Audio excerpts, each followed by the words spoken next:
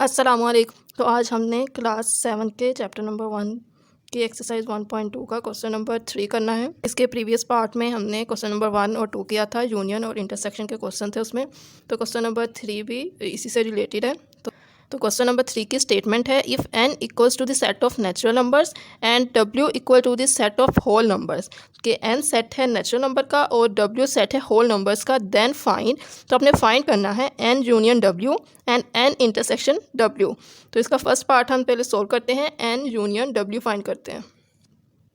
तो सबसे पहले इधर मेंशन करते हैं कि n सेट है नेचुरल नंबर्स का। तो नेचुरल नंबर स्टार्ट होते हैं 1 से, तो इसके सेट में आ जाएगा 1 2 3 4 5 and up to so on, ये चलते जाएंगे। इसी तरह w सेट था होल नंबर्स का, तो होल नंबर स्टार्ट होते हैं 0 से, तो इसमें आ जाएगा 0 1 2 3 4 5 and up to so on, इसी तरह ये चलते जाएंगे। तो इसका फर्स्ट पार्ट था n यूनियन w, कि n यूनियन w हमने इसमें फाइंड करना है इसके फर्स्ट पार्ट में। तो सबसे पहले हम n सेट लिखेंगे, यूनियन का साइन डालेंगे, w सेट लिखेंगे। तो यूनियन में हम क्या करते हैं, दोनों सेट के एलिमेंट को एक ही सेट में कंबाइन करके लिखते हैं। तो लेफ़्ट साइड पे हमने लिखा n यूनियन w, इक्वल का साइन डाला। तो इसके अंदर कहाँ से एलिमेंट स्टार्ट होंगे, 0 से, ठीक है। 0 होल नंबर में आ रहा है, तो यहाँ पे 0 से स्टार्ट होंगे एलिमेंट्स, 0 फिर 1 2 3 4 5 अप टू सो ऑन चलते जाएंगे, ठीक है। तो ये n यूनियन w का आंसर आ गया। इस तरह इसका सेकेंड पार्ट था n इंटरसेक्शन w फाइंड करना है इसमें हमने। तो सबसे पहले n सेट लिखेंगे, इंटरसेक्शन का साइन डालेंगे, w सेट लिखेंगे, then n intersection w equal आ जाएगा। इंटरसेक्शन में हम क्या करते हैं कि दोनों सेट के कॉमन एलिमेंट्स को लिखते हैं। तो इन दोनों के कॉमन एलिमेंट्स आ जाएंगे 1 2 3 4 5 अप टू सो ऑन, ठीक है। तो ये आंसर है n इंटरसेक्शन w का। इस तरह इसका 4 वाला पार्ट है, if p equals to the set of prime numbers and c equals to the set of composite numbers, then find. तो आपने फाइंड करना है p union c and p intersection c, ये दो इसमें पार्ट्स आपने फाइंड करने हैं। सबसे पहले हम इनके सेट को डिफाइन करते हैं। p इक्वल है प्राइम नंबर्स के, तो p प्राइम नंबर्स हम लिखते हैं 2 से स्टार्ट होते हैं प्राइम नंबर्स, p से रिप्रेजेंट करेंगे, इक्वल का साइन डालेंगे और इसके सेट में आ जाएगा 2 3 5 7 and up to so on, ठीक है। इसी तरह इसके कंपोजिट नंबर्स हैं, कंपोजिट नंबर के सेट को हमने c से डिनोट किया है और कंपोजिट नंबर स्टार्ट होंगे 4 से, तो आ जाएगा 4 6 8 9 10 अप टू सो ऑन, ठीक है। तो इसका फर्स्ट पार्ट हम करते हैं, फर्स्ट पार्ट है p यूनियन c। तो सबसे पहले p सेट लिखा, यूनियन का साइन डाला और c सेट लिखा। तो यूनियन में हम क्या करते हैं, दोनों सेट के एलिमेंट को कंबाइन करके एक ही सेट में लिखते हैं। तो इसके यूनियन में आ जाएंगे 2 3 4 5 6 7 8 अप टू सो ऑन, इस तरह ये चलते जाएंगे। तो ये p यूनियन c का आंसर आ गया। तो इसी तरह इसका सेकंड पार्ट है p इंटरसेक्शन c। तो p सेट लिखा, इंटरसेक्शन का साइन डाला, c सेट लिखा। तो इंटरसेक्शन में हम क्या करते हैं, दोनों सेट के कॉमन एलिमेंट्स को लिखते हैं।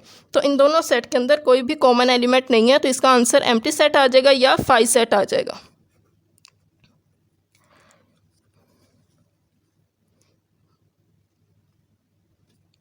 तो नेक्स्ट है क्वेश्चन नंबर 5। क्वेश्चन नंबर 5 में 3 सेट गिवन है, a b और c, और इसके 2 पार्ट्स हैं, a union into b union c। First part ये है और सेकंड पार्ट है a intersection into b intersection c। तो इसका फर्स्ट पार्ट देखते हैं, सबसे पहले a union into b union c। तो सबसे पहले हम इसके ब्रैकेट वाले पार्ट को सोल्व करेंगे, तो ये आ जाएगा b यूनियन c। तो b सेट सबसे पहले लिखेंगे, यूनियन का साइन डालेंगे, देन c सेट लिखेंगे। तो यूनियन में हम दोनों सेट के एलिमेंट्स को कंबाइन करके लिख देंगे, तो ये आ जाएगा b यूनियन c का answer, b c f g and h। अब हमने b यूनियन c का यूनियन लेना है a सेट के साथ।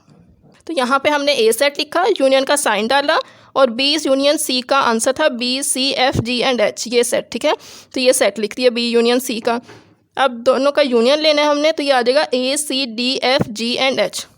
तो ये इसके फर्स्ट पार्ट का आंसर आ गया। तो इसका सेकंड पार्ट देखते हैं, सेकंड पार्ट था a intersection into b intersection c।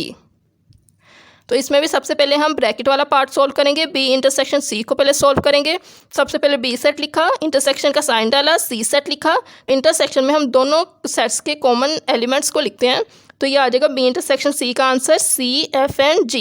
c f और g दोनों एलिमेंट्स, दोनों सेट के अंदर कॉमन एलिमेंट्स आ रहे हैं, तो ये b इंटरसेक्शन c का आंसर आ गया। अब हमने b इंटरसेक्शन c का इंटरसेक्शन लेना है a सेट के साथ। तो सबसे पहले यहाँ पे लिखेंगे a intersection into b intersection c। तो a सेट लिखा, इंटरसेक्शन का साइन डाला और b इंटरसेक्शन c का जो हमारे पास आंसर आया था वो इधर लिखेंगे। अब दोनों सेट के कॉमन एलिमेंट्स हम लिखेंगे, तो दोनों सेट के अंदर कॉमन आ रहा है C एंड F, तो C और F इसका आंसर होगा। तो इसके सेकंड पार्ट का आंसर आ गया C एंड F। तो इसका क्वेश्चन नंबर 6 जो है वो सेम इसी तरह से क्वेश्चन नंबर 5 की तरह है, तो ये आप खुद ट्राई करिएगा। नेक्स्ट इसका क्वेश्चन नंबर 7 है, ये डिफरेंस का है। पहले हमने यूनियन और इंटरसेक्शन के देखे थे, अब हम डिफरेंस के क्वेश्चन देखेंगे, ठीक है।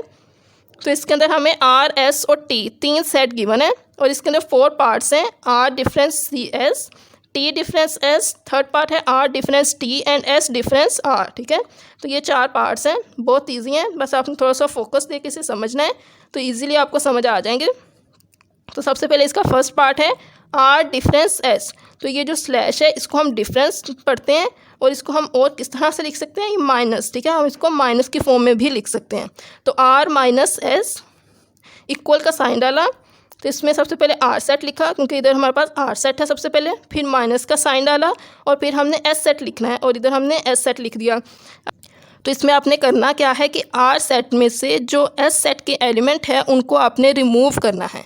तो सबसे पहले हम S सेट देखते हैं कि S सेट में है 0, 2 एंड 4, ये 3 सेट एलिमेंट्स हैं। अब हमने ये चेक करना है कि 0, 2 और 4 अगर R सेट के अंदर हैं तो वो आपने ख़त्म कर देने हैं। तो सबसे पहले 0 इसके अंदर आ रहा है, ये आप रिमूव कर दोगे, ठीक है, ये आप इसके आंसर में नहीं लिखोगे। उसके बाद 2 आ रहा है तो 2 भी नहीं आप लिखोगे, तो इसके आंसर में क्या आएगा 1 और 3, मीन्स के R के सेट के अंदर जो बाकी एलिमेंट बचेंगे वो इसका आंसर होगा, ठीक है। मैं एक दफ़ा दोबारा रिपीट करती हूँ कि आपने R सेट में से S सेट के एलिमेंट्स को रिमूव करना है और जो बाकी एलिमेंट्स R सेट में बचेंगे वो इसका आंसर होंगे, ठीक है।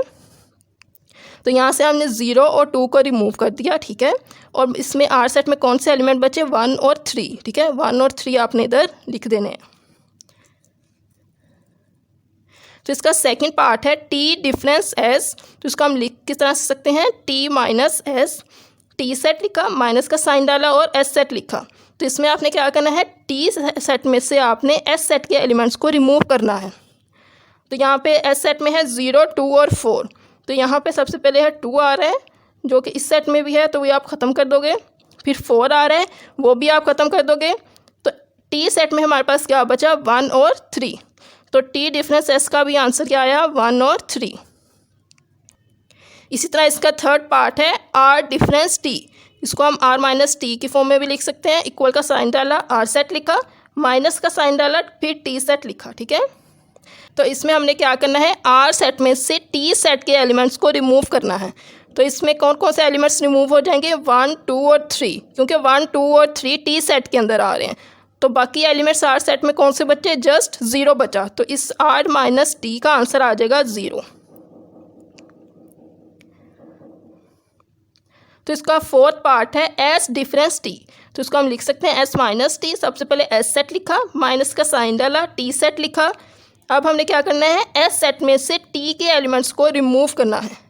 तो इसमें से कौन कौन से एलिमेंट्स रिमूव हो जाएंगे 2 और 4, ठीक है, क्योंकि 2 और 4 T सेट में आ रहे हैं।